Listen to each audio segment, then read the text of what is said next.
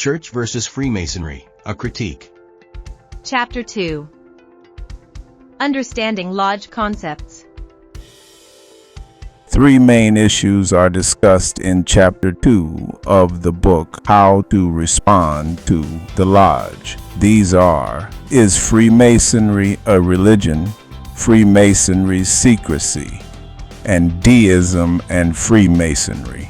In relation to the first question, is Freemasonry a religion? Reverend Rongstad writes, although discussion of religion and politics is strictly forbidden in the Lodge, it is necessary to establish whether or not Masonry is a religion. Authoritative sources can be found in Masonry literature which both claim and disclaim that Masonry is a religion. The avoidance of religious discussion does not mean that the Lodge is not a religion. All it means is that the members may not talk about their individual denominations, their individual religions, as they avoid political talk. Such talk would create tensions and disagreements. The Lodge does not want to offend anyone. Rather, it sees itself as above all religions in the world. This attitude of condescension toward specific religions is really an elevation of the Lodge as a super-religion. A paradox exists. Masonry is in search of the truth, yet the Mason must always conceal and never reveal Masonic teachings. my response: highly controversial topics like religion and politics, which have historically provoked friction and caused deadly conflicts amongst men, are not to be discussed in open lodge. Freemasonry, however, does not interfere in the freedom of each brother to practice the religion of his choice, or to take active participation in the political life of his country. Yet Freemasonry is neither a political organization nor a religion, and these are the reasons. Firstly, most known religions are characterized by the fact that all its members agree to worship certain given and specific deities. Freemasonry, however, uses an avatar figure, a representative, for the many gods of the several world religions. We use general terms like the great architect of the universe, the Almighty, or the Most High. The former is a synonym for the Creator, the Maker of all.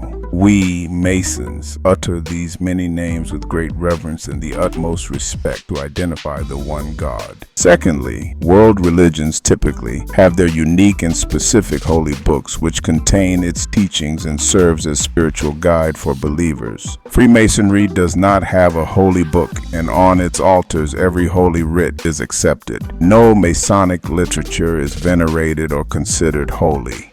Thirdly, many religions are recognizable by their strict dogma, tenets which are set in stone, immovable, invariable, unchanged. In Freemasonry, the only constant is the faith and belief in a supreme being who is eternal, omnipotent, immutable wisdom, supreme intelligence, and exhaustless love. The one God who we must adore and revere, not only in thoughts and words, but also with our daily good deeds and positive actions, while laboring towards personal progressive advancements. Freemasonry does demand that we, as Masons, honor God according to the precepts of your particular religion. Likewise, Freemasonry does inculcate in every true practitioner a tendency to thrive in the three spheres of the human manifestation, that is, physically, mentally, spiritually,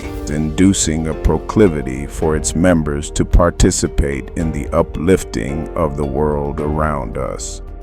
All these we do just because is right, because it is the way God would want us to act. It is how we, the created ones, make ourselves worthy in the eye of our Creator. Regarding the topic of Freemasonry secrecy, the author comments, secrecy so dominates the Lodge that the candidate, before he knows what he is getting into, must take his oath under the most severe penalties. For instance, he must always conceal and never reveal the secrets of Masonry, and if he does, he gives permission to have my tongue torn out by the roots, my left breast torn open, my heart plucked out, my body severed in twain, my bowels taken from thence and burned to ashes and scattered to the four winds of heaven. my response: There are no secrets in Freemasonry, not anymore. Since the advent of the internet and its widespread use, the libraries and rituals of Freemasonry have been opened for all to see. Once, long ago, the secrets were means of identification used by the old stonemasons who, without the benefit of diplomas, graduation titles, or ID cards, had to devise a way to be able to recognize and differentiate constructors with dissimilar skill levels. With the rise of speculative masonry, these modes of recognition have lost their practical relevance and were kept as symbolic signposts and remembrance of a long-gone epoch.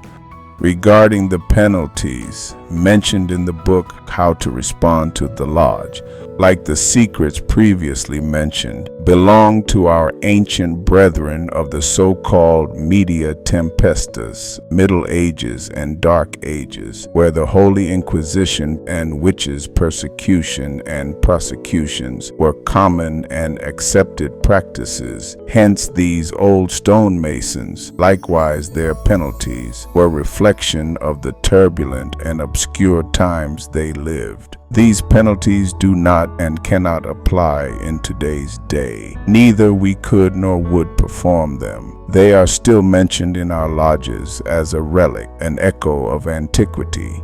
As a matter of fact, nowadays more and more lodges are abandoning the practice of reciting these ancient penalties. They have been substituted for a higher ideal and deeper symbolism, which is that of valuing and appreciating the qualities of honor and virtue above material and banal advantages like rank and fortune. This change having of a crucial significance, as all mere mortals are terribly afraid of physical pain and death, but only men with high morals and deep spiritual connections worry about the intangibles of human existence.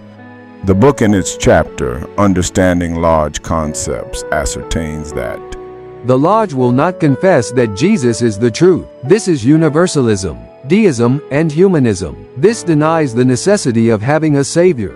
My response: Freemasonry is not a religion, nor it is a substitute for religion. Freemasonry does not prescribe means for salvation. Freemasonry is just a fraternity where good, like-minded men meet to work towards their betterment. Yet, Freemasonry is religious, for it strongly instructs its members to seek spiritual enlightenment and salvation through the religion of their choice. This is why our fraternity ought not to be labeled as theological universalism. Our Masonic meetings are opened and closed with prayers to the one God, to whom we ask to intervene, guiding and protecting neophytes during initiation and hierophants during installation. Therefore, Freemasonry cannot be associated to concepts of theological deism or humanism. Freemasonry is highly respectful to all religions and their noble teachings. For that reason, Freemasonry will not promote one denomination over the other, nor favor a religion at expense of others. In the end, Freemasonry understands that there is but one God, from whom all goodness and grace emanate. End of Chapter 2. Next chapter: Organization and Structure of the Lodge.